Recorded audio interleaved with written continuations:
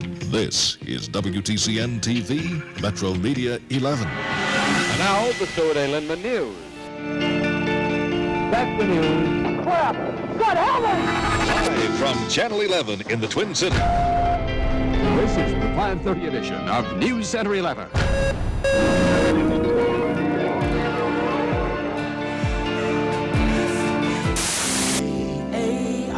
Twin Cities' fastest growing.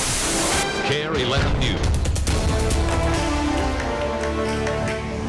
70 years. That's how long our TV station has had the privilege of sharing a place in this community. And on this special anniversary, we want to take some time to reflect on the people, the stories, and the milestones that led us all to this moment in time. We have been through a lot together over the years. And because we're a TV station, we have some pretty incredible footage of our time together. From the everyday moments to the events that made history. From the heartbreaking to the heartwarming. And in the next hour, we're going to look at our collective history as a station and as a community. And as part of that, we're going to reconnect with some people who were important to both, including familiar faces around here for decades, like Paul Majors. How would you describe your 20 years? I would describe it as the most rewarding and enjoyable 20 years of my career. Easily. But we begin by going back even further to the early 1950s, when the real draw for our audience had nothing to do with news. John Croman has a look at Kare 11 before it was Kare 11. Channel 11 began beaming signals in 1953. At first, two TV stations shared that spot on the dial. WTCN broadcast from the Calhoun Beach Hotel in Minneapolis part of the day, and the rest of the time people saw WMIN, with studios in the Ham Building in St. Paul. WTCN. In 1955, the two merged into one station. WTCN became part of the H.M. Bittner Group. By 1957, the station had been purchased by Time Life Broadcasting and had its first bona fide news team. Mel Tess, Stuart A. Lindman, and Frank Butel, with all the news from WTCN TV's expanded news-gathering facility. The weather maps were quite primitive by today's standards. Well, hi, everybody. 3 more high school basketball teams. And the scores rudimentary at best.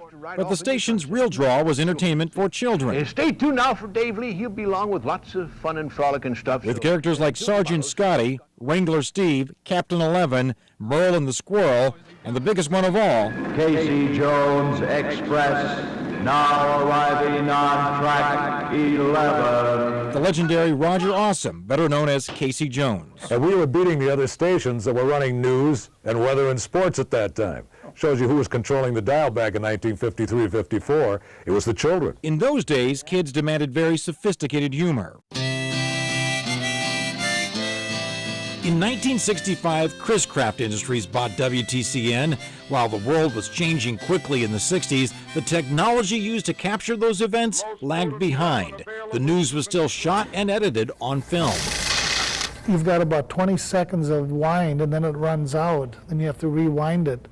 So you had to make sure that when you were shooting it, you didn't start too soon, and it would stop right in the middle of an important shot. The 60s also brought professional baseball to Minnesota, and for years fans could find the Twins on WTCN with play-by-play from Halsey Hall. Pop-up down the right field line, and it may be in there. A new decade, a new owner. Metro Media bought WTCN in 1971.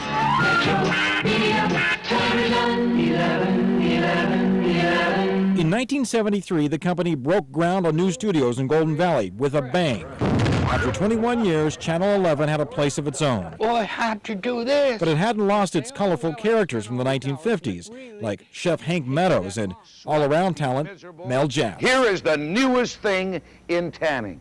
It's called Cool Tan. It wasn't all about making money. The station also reached out to the community with the annual MD Telethon and a weekly public affairs show, Concern, with veteran Stuart A. Lindemann. All-Star Wrestling. At other times, Channel 11 studios were filled with sweaty giants, legends in their own time. High school sports found a home here as well. The daytime tradition continued with Warren Martin and Nancy Nelson's What's New. Meanwhile, in the newsroom, Live from Channel 11 in the Twin Cities. the weather map still left much to be desired, but the talent wasn't bad. These have dissipated today and moved into Nevada. On March 5th, 1979, a major milestone.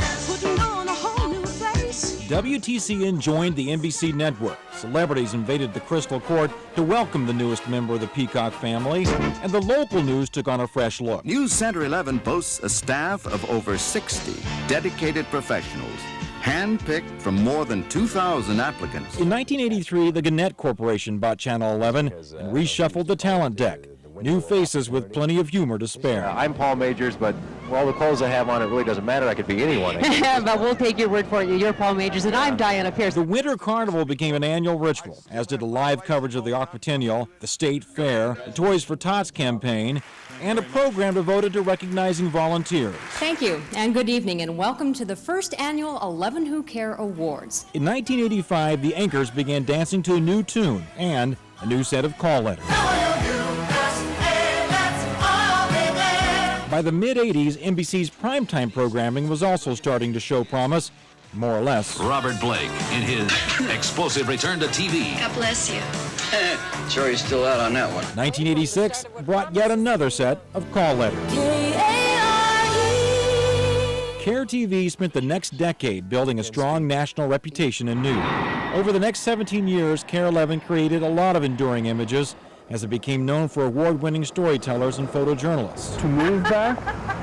Yeah. Documentaries that gave us a closer look at the rich and famous. Yes. Highly acclaimed local shows like Whatever and Minnesota Bound. And unprecedented in-depth news coverage that captured everyday heroes like Jake Empey, a boy battling epilepsy. Thousands are believed dead in the worst attack on America since Pearl Harbor. And in the turbulent times of the new millennium, Kare 11 has remained front and center, at times right in the middle of the drama. So there you have it. 2 studios, 3 names, 5 owners, and countless faces. But Kare 11's persona has remained pretty much intact over the years, doing our best to reflect the communities we serve. For Kare 11 News, I'm John Croman. That brings us to the year 2000 and the onset of so many events that ended up shaping many of our lives. When we come back, a look at some of the biggest stories since the turn of the century, and one event caught live on camera that longtime viewers will likely never forget. It was controlled chaos. This is something that the station had never done before, and really no television station has done anything like this before. But first, a Kare classic to take you to break. I'm Alicia Lewis. The year 1953. This was the beginning of WTCN, and the Jack Thayer Corner Dance Store was a thing. It was live TV in the afternoon with music and dancing. By the way, Jack Thayer later became president of NBC Radio. Thank you for joining us. 20 years ago, I realized a lifelong dream when I joined the Kare 11 team. Back then, Friends and ER dominated the airwaves, and Jesse Ventura governed the state. I knew I was walking into a station with a rich history, but no one could have known what was to come when it comes to the events or the way we cover them. Here's Chris Harapsky.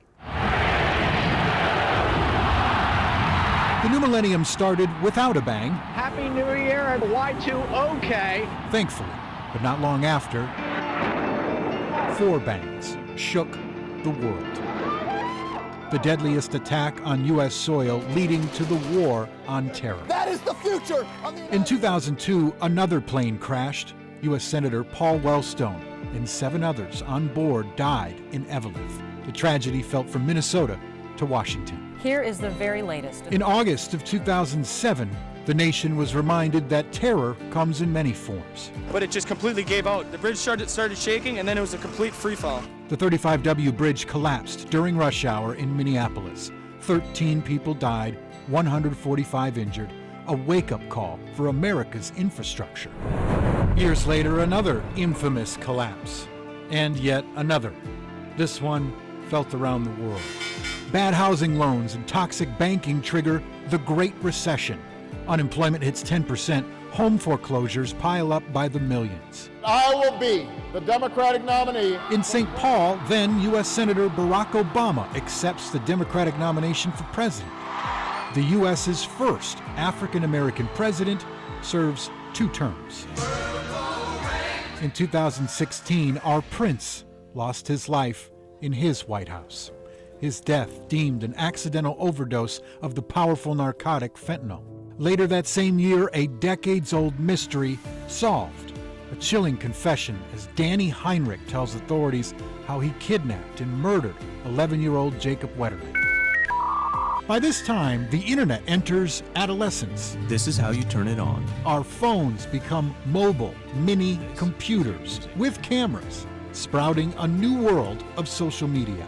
It would change the way news is gathered and covered. Unrest across America grows as more and more instances of police brutality are caught on video. Minneapolis becomes the epitome and the epicenter, when a shackled man named George Floyd is slowly murdered by officers sworn to protect. Protests lead to chaos. 3 nights in May of 2020 become among the most destructive events in U.S. history. All of this happening during a viral pandemic. The SARS-CoV-2 virus changed the way we worked, ate, shopped, parented, schooled, and broadcast the news. That leads to distrust, dismay, and disarray. We fight like hell. A controversial president, a consequential act. It leaves us with an ending still uncertain. In the last 23 years, those are the moments that rocked us. And Kare 11 covered them. But we also covered these. The everyday events. I believe that that got us through. I believe that we will win.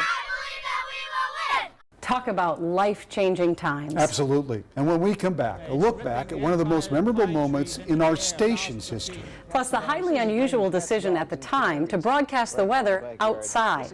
Well, one of the news directors said, Paul, if you're out in the backyard, at least you'll get the current weather right. And that, sometimes I screw that up too. Stay with us for a look back with some of the most recognizable faces of Kare 11, plus what Paul Douglas, Diana Pierce, and Paul Majors are up to now. I'm Jason Hackett. Let's talk about the years 1984 and 1994. That's when Kare 11's 2 longest-running franchises began. First, Randy Shaver and the Prep Sports Extra, highlighting the best of Minnesota high school football. At 40 years, it may be the longest-running TV news franchise in the country. And then Grow with Kare. That sprouted with Belinda and Bobby, and continued with Garden Stories that ran 52 weeks a year for 29 years. Today, its Facebook page alone has just under 85,000 members. That's a lot of green thumbs. From the actual touchdown at this time. The date is July 18th, 1986. The time, 5 o'clock in the afternoon. That's when we broadcast a tornado live on the air from start to finish in the Fridley area. After it was over, we heard countless stories of people at Sears, at the mall, Best Buy, anywhere where there was a television on, glued to our coverage. Max Messner was the veteran helicopter pilot, and Tom Empey was the young photojournalist. They were not out chasing storms that day, but what they found was amazing to witness. It was one of those live events in television news that those who saw it will never forget. I mean, it's crazy. It's a tornado. You should run, you know, for the basement. But the twist in this twister is that one news crew did not run for the basement. This is spectacular. This is spectacular. We have debris thousands of feet in the air. It was July 18th, 1986, the first day of the Aquatennial in Minneapolis. Sky 11 was dispatched to shoot aerials of the big block party on Hennepin Avenue. All of a sudden, I heard from the assignment desk that there was a funnel cloud and that Sky 11 was on the way. Our news helicopter changed course and made a little weather history. Normally, if we have any video of a tornado, it would be from the ground.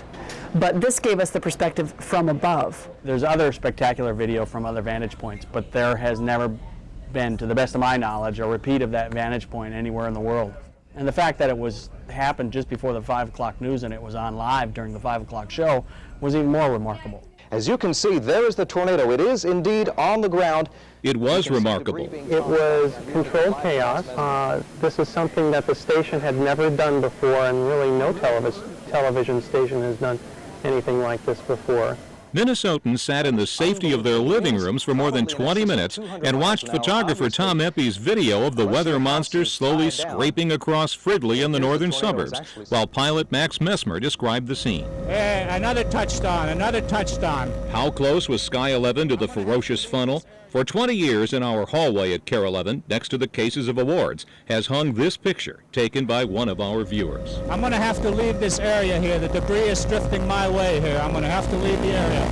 One of the things that I remember being startled about was there was lots of little debris in the air, little pieces of whatever flying around up there, and you could hear some of that pinging against the helicopter, the bubble of the helicopter. Max got a lot of credit for flying Sky 11 that day, as he should have, but consider what Tom Empey did. He was sitting in the back seat, twisted sideways, with a 30-pound camera and lens on his shoulder, shooting out the side window. So I sat that way for about an hour and 45 minutes. There was no reporter in the chopper that day. Max became the voice of the tornado. We're about 3/4 of a mile from the actual touchdown at this What you didn't know is that Max had no broadcast microphone on his headset that day, so Tom took what we call the shotgun mic off his camera, passed it over the back seat, and Max just kind of stuck it under his arm. So when he's holding the microphone under his arm, he's got the collector in one hand and the stick in the other. I mean, he had all arms and legs were busy up there. And Tom and Max became busy in their new roles as local media heroes, feted on TV and radio interviews. We had to be there. It was one of those things that we both decided to go for. They heard storms of praise in person 5 days later in the Aquatennial's biggest event. Max, Tom, and Sky 11 were the stars of the Torchlight Parade. With 20/20 hindsight 20 years later, were they frightened following that photogenic funnel? No. I wasn't in fear of my life. I was excited, it was incredible. There's no question as it's going on, you're looking at it going, wow. But, I don't think either one of us really realized how important or how incredible it was until the whole ride was over. And they took the Twin Cities along for the ride with them. Alan Costantini, Kare 11 News. Well, that tornado and every other weather story has been told in this backyard. In fact, this year marks the 40th anniversary of the Kare 11 backyard. Back in 1983, we decided to knock down this wall and come outside. But you have to ask yourself, why would you want to do the weather in Minnesota seasons outdoors? What a cruel, cold crystalline twist. I was just kidding, by the way. The whole suggestion of doing the weather outside, I wish I could take that back, but you've done a remarkable job with the backyard, Bill. Hey, look, at the time, 1983, I think we were 4th in the ratings. We were getting beaten by Leave It to Beaver reruns. We had nothing to lose, and viewers loved seeing the weather people being tortured outside in the weather. The Kare 11 backyard has had a few big makeovers in the 40 years of existence, but has been a great office for me for 30 years and for my colleagues. It's going to be considerably cooler. You've heard raining cats and dogs. This is raining cats, dogs, and canaries. Paul, who still writes for the Star Tribune, does radio in Duluth and is running yet another meteorology company. The snow continues to fall. Was out in this bone-chilling backyard for 11 years. It got so cold a couple of nights that my mouth froze up. I don't know if that's happened to you, but it sounded like I had been drinking. I was slurring my words. And you weren't drinking that I was night. not, no, I wasn't, I don't think I was drinking. We've had so many critters, lots of big bugs that I scare Randy with, tons of birds. I mean, so many birds since we got the waterfall. The flower-filled sunny backyard, quite a cry from weather done inside on small white boards using grease pencils and pointers. Not only has the presentation changed, but the way we forecast has also evolved incredibly. We had fewer weather models back then, which made it a little bit easier. Now we're sort of drowning in weather models. Now the appetite is so for everything instantaneously right now. Right. But the weather story is still the same. We're storytellers, and hopefully there will always be a need for flesh and blood meteorologists who can interpret the weather, explain what's happening, why should I care? Something an app will never do. We all have our weather apps on our phones, right? Apps are appetizers. You want the full course, you want the big meal, you got to tune in and watch Belinda. I hope that need never goes away. It's great to hear from Paul Douglas, just one of many personalities over the course of 70 years. I've been here for over 40 of them. Diana Pierce was here more than 30.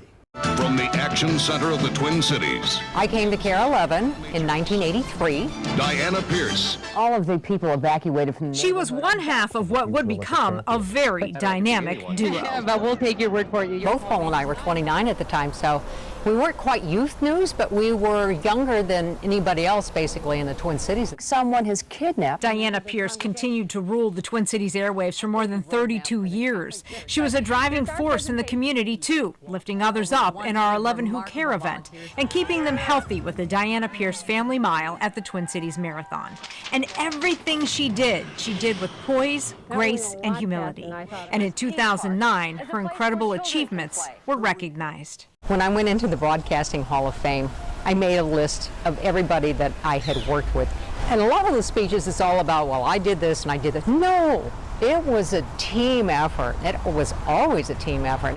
Diana retired from Kare in 2016, and she's certainly been no wallflower since then. I have taken up photography.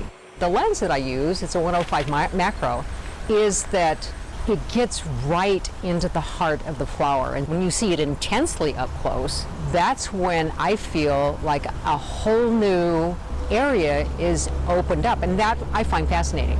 Diana is being modest again. Her beautiful photographs of flowers aren't just for fun. She's selling her artwork now and winning awards in photography contests. But she's never left her passion for journalism behind. As the president of the Upper Midwest Emmy Foundation, she's determined to see the next generation of journalists succeed. It's so fun to see the quality of the students' work coming in from the 5-state area. The foundation offers scholarships to students, something also near and dear to her heart. It's important to me to be connected to that because I had a scholarship.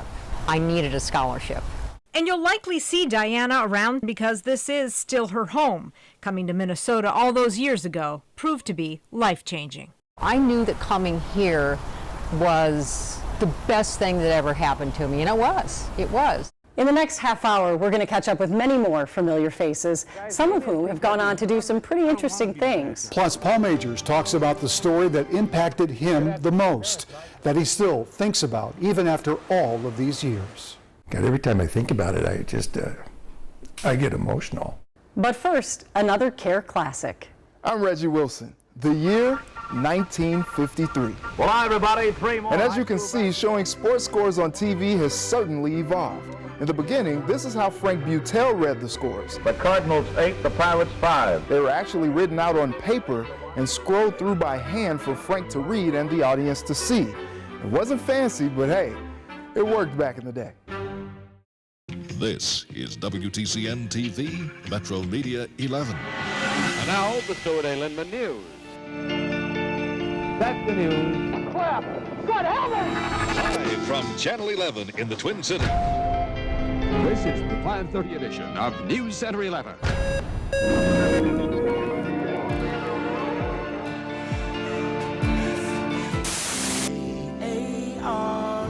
Twin Cities' fastest growing. Kare 11 News.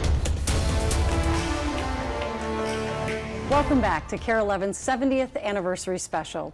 We have had a lot of on-air personalities over the year at our station, and every one of them hoped to connect on some level with the community. But there is one person in particular that seemed to have hit a special chord with viewers. And in the 20 years he was here, you could say everything changed for our station. Now, the Twin Cities' most watched newscast, News 11. With Paul Majors. There was a time when Paul Majors was one of the top local news anchors in the country. We do have some breaking news to report. But not right away. Good evening. President Clinton is promising he'll deliver federal dollars. When Majors showed up in the Twin Cities in 1983, the 10 o'clock newscast on Channel 11 was in 4th place, far behind WCCO and KSTP, and Star Trek reruns on Channel 9. What bothered me about it was there were only 12 episodes of the original program. So people would rather watch an episode of Star Trek for the 150th time rather than watch us. I remember walking into the boss, Tom Kirby, and saying, you know, it would actually be cheaper if we just went to the people's homes who were watching and read them the news in their living room rather than go to the expense of broadcasting. Now, from the action center of the Twin Cities, News 11 with Paul Majors. What happened after that is nothing short of a TV news miracle. Thanks in part to Majors, Diana Pierce, and so many others, plus strong primetime programming by NBC, Channel 11's rise in the news ratings was fast and furious. This is really spectacular. The thing that cemented the deal was the tornado. It put Kare on the map. And I think it created a great deal of trust that we became the station to turn to. And that's what happened. For my career, my best years were at Kare. My most enjoyable, interesting years were at Kare. And he had a lot of fun leading the Kare news team. Oh, the count loves Halloween. Growing up in a large family and being the youngest, Paul loved pranks. He pulled off his share. He reveled in the camaraderie of the newsroom, and that genuine love for each other was how Kare's audience connected. There was just a lack of pretentiousness. I always used to hear that about CCO, that they were pretty pretentious, and I have to agree.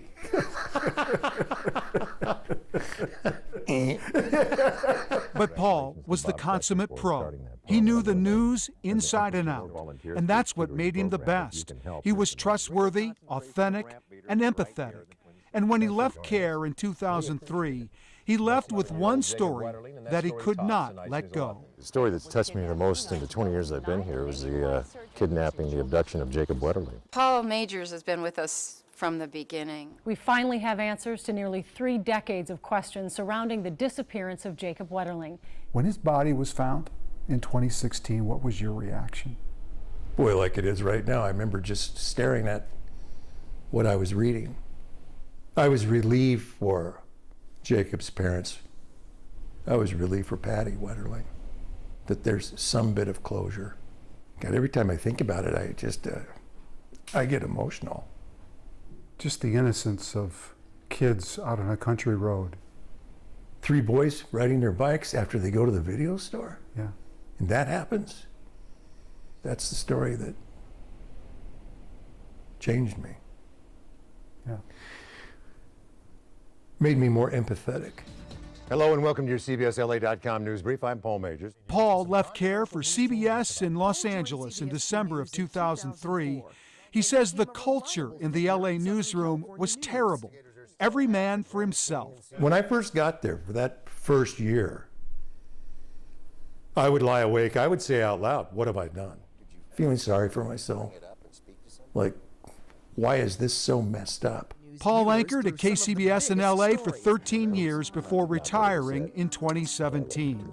It was at that time he underwent treatment for alcoholism, a battle he's still winning today. Nowadays, Paul spends his time in California, enjoying retirement and his family. He will turn 70 next year, and he looks back at his TV career in Minnesota with heartfelt appreciation. I would describe it as the most rewarding and enjoyable 20 years of my career. Easily. It was great to catch up with Paul, and we have more Where Are They Nows to come. But there was another star at the station long before news was the thing. Coming up, Casey Jones and his stop in station history. Boyd Hooper will share Casey's story, and when it comes to storytelling, there is no one like Boyd. We chat with Boyd about what it's been like to share your stories for decades now. But first, the origin story of what became a brand new show here in our Kare 11 Look Back. I'm Janice Shortle, and the year is 2016. Day one. Breaking the News is born, a show we created to break the mold of the traditional newscast, one that commits itself to talking with you, not at you. In 7 years, we watched our first Vikings analysts go from kindergarten to high school. What have you learned? I sat with at least 200 first graders to hear them tell me things like why we adults need recess. We celebrated together when we banded as one little family to raise thousands of dollars for local underdog organizations. Thanks for the first 7 years. It's been a privilege. I'm Reggie Wilson. The year is 1973, and this microphone drops from the rafters. The television station WTCN had moved from its home in the Calhoun Beach Club to its new digs in Golden Valley.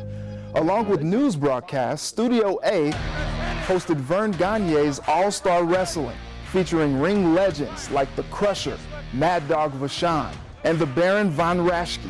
Before each match, a microphone would drop from the light grid from the ring announcer, Marty O'Neill, to introduce the combatants. Wrestling fans, I'm getting out of here. 50 years later, 44 years after the last show was taped here, that microphone still hangs from the rafters. All-Star Wrestling, live commercials, children's programming. There was so much more than news that came out of our studios in the early years. Case in point, Casey Jones. Real name, Roger Awesome. Boyd Hooper takes us back in time to a children's show that impacted countless Twin Cities kids. Casey Jones Express, now arriving on track 11. Roger Awesome was just 26 years old when he first rolled into our lives, but it wasn't long until he was everyone's old buddy. Are you all set for a good lunch? A lunchtime institution for a generation of Twin Cities kids. Oh, wow, look at the size of this dog, kid. Though Roger Awesome seemed born to be Casey Jones, he got his start as a radio announcer in Detroit Lakes, a craft he learned at Macalester College, where he counted among his closest friends John Gallus, the future Clancy the Cop on WCCO, and Walter Mondale, the future Vice President of the United States. We used to sit in my dorm room all night telling stories, and we'd record programs and listen to the programs and then re-record them. And I think he was ready before television was ready. After a brief off-air stint at Channel 4, he moved up the dial to the brand new Channel 11 in 1953. A year later, he came up with the idea for Casey Jones, reasoning kids like to wave at engineers. There were very few children's shows on in those early days, but there had been cowboys and there had been clowns, but there had never been a railroad engineer. His first sidekick was Joe the Cook, played by another McAllister buddy, Chris Wheatus. Hi, Roundhouse! But it was Awesome's partnership with Lynn Dwyer, playing Roundhouse Rodney, that set the standard for creativity on Twin Cities TV. I did it! I turned everything upside down! Those were the experimental days, those early days of television, you know, where there were no books, there were no courses on how you do television. You just did it. At their peak, Casey and Roundhouse were on Channel 11 3 hours a day.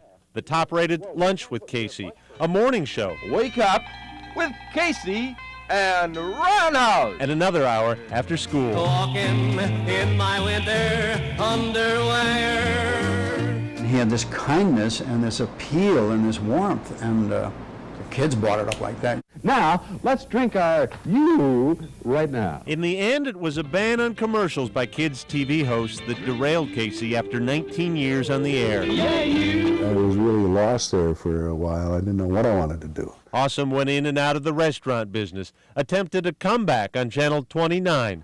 Then in 1986, settled back into radio. KLKS, Breezy Point, Minnesota, serving our Brainerd Lakes area. Leaving the cities for a cabin he built himself on a lake near Brainerd, down a road named in his honor. I've made a lot of good friends. I've had a very interesting life, and I've loved my work all my life, so I'm a lucky man. Hey, here comes the train. Time to say so long, gang. Have a happy day. Goodbye, everybody. As much as Casey Jones helped define the early days of Kare 11, the man who just shared that story, Boyd Hooper, helped shape the heart of who we are today. Boyd's ability to find and tell the stories of our community with humor, kindness, and intelligence endears him to millions, not just here in Minnesota, but around the world. No celebration of Kare's history would be complete without a word from our most celebrated storyteller. When that music plays, you know you are about to hear what we in the newsroom simply call a Boyd story. What does that mean to you, a Boyd Hooper story? Could you define it? I'd like it to be something that touches people's hearts, gives them appreciation for their neighbors.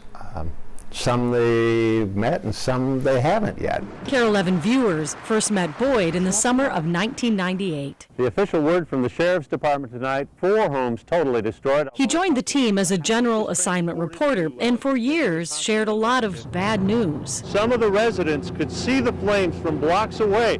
and found himself gravitating in the opposite direction. I think it's part of balance. There's good versus evil, and I think if we're going to cover the ills in our community, then we also have a responsibility to cover the good.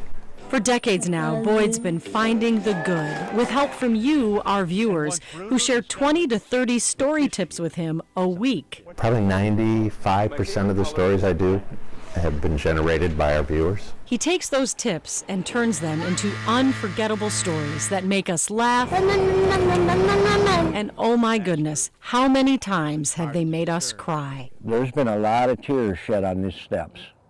Over the last 27 years, his stories have won every major journalism award. But recently, Boyd's own story took a hard turn with a diagnosis of multiple myeloma. With news like that, many would walk away from work. Not Boyd. And I did think about it. All right, I have a terminal illness. What should I be doing with whatever number of years I have left? And I can't think of anything that I would rather do than this. Lucky us. One more note, Boyd wanted to make sure we did not talk about his work without acknowledging the incredibly talented photographers he works with. They make Boyd's stories and all of our stories absolutely shine. We're going to share some of their award-winning work next, along with our final Where Are They Nows with some faces you might remember. But first, more Kare classics. I'm Sharon Yu, and the year is 1968. This is what the St. Paul Winter Carnival Parade looked like. It actually started in the 1800s as one of the oldest civic celebrations in the country, reportedly partly in response to those who called Minnesota as uninhabitable as Siberia. And check out the State Fair Midway in the 1970s. A fair archivist tells us the double Ferris wheel was a popular ride at the time, and sideshows were still a common occurrence.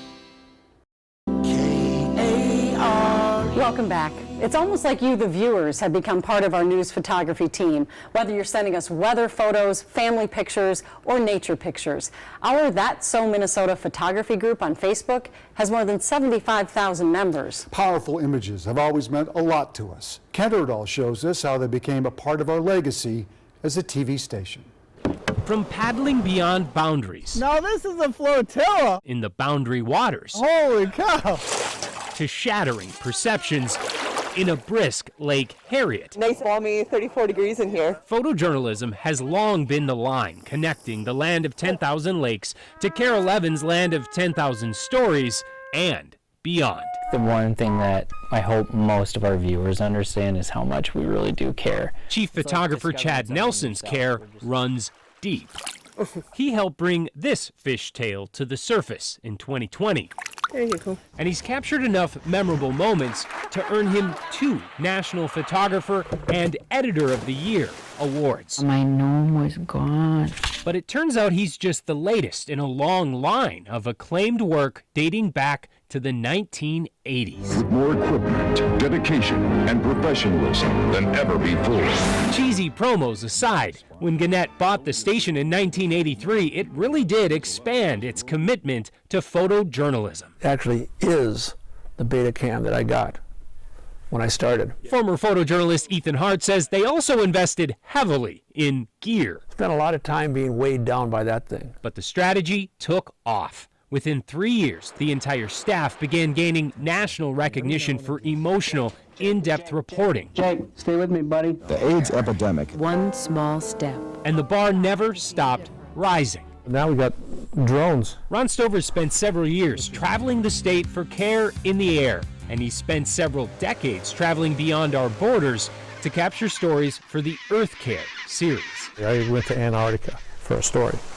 It was colder here than it was there. Speaking of cold. When I first came here, I wanted to leave. It took Gary Knox a bit to appreciate the level of care Minnesota weather coverage demands. I believe it was a blizzard of 97, 13-inch snowstorm, followed by another 15-inch snowstorm, but I stuck it out, and one of the best decisions I ever made. By 2001, he too was named National Photographer of the Year, thanks to his ability to capture stories in all seasons. I didn't touch my ring the whole night, and then one time I touched it. Just ploop, that's all it was, and right down the hole it went. In the decades since, he's been behind the lens during some of the Kare 11 I-Team's biggest stories. You're able to shine a light on injustice and bring about change.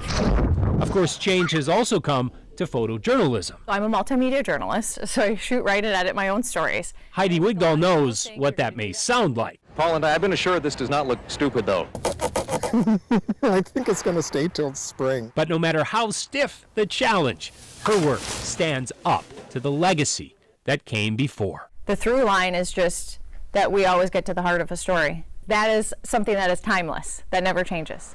What has changed over the years? Our talent. We've seen a lot of familiar faces go off to new challenges. Rena Sargentopoulos caught up with some of them to see where are they now. It was once upon a time, a long time ago. It may feel that way to him, but many of you probably remember Rick Capcella quite well. He spent 21 years here at Kare as a reporter, investigative journalist, and anchor. Thanks for joining us. When he left in 2009, Rick was what you call a serial entrepreneur, starting 4 companies. The one you'll recognize best is Bring Me the News, which he eventually sold. Now he's down to just one job, a company called IEN. Some clients now hire us only for our research capabilities. Some hire us, for strategy alone.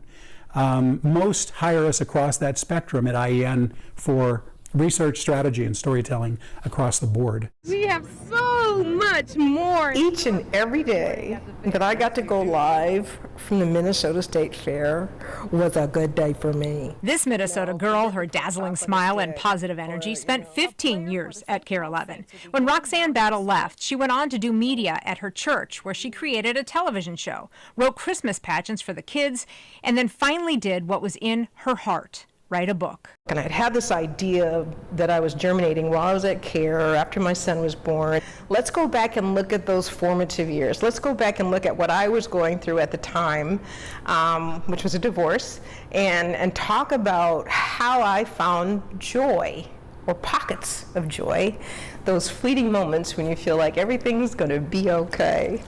Before long, they were gone, away from Longtime reporter Ken Speak made us feel like it was going to be okay, with his signature voice and storytelling style that stood out to viewers. Daisy may look a little hefty. It was West Nile that forced Ken to retire after 28 years here at Kare, but he is still going strong. Ken Speak, Kare 11 News, Cross Lake.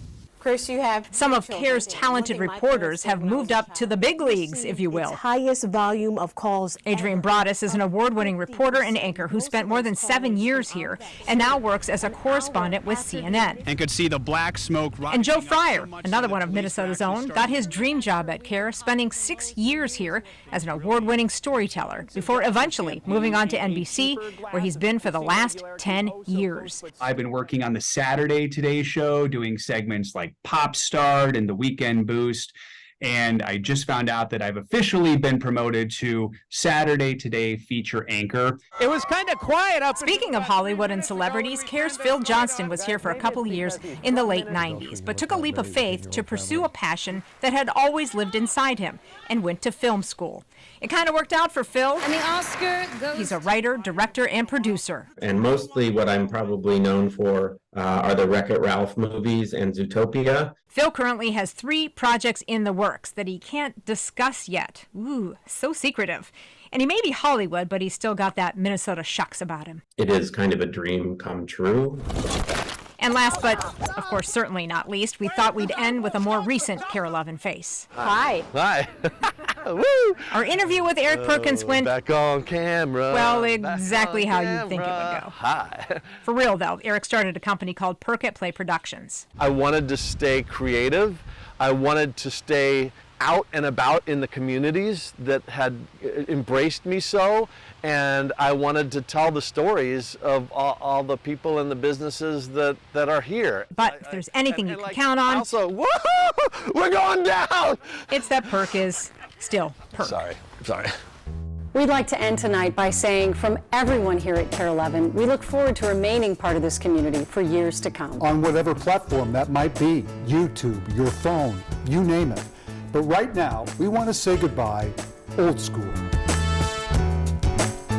We used to end our broadcasts with a salute from members of the community, from schools, clubs, teams, and all kinds of events. So tonight, a salute from us to you.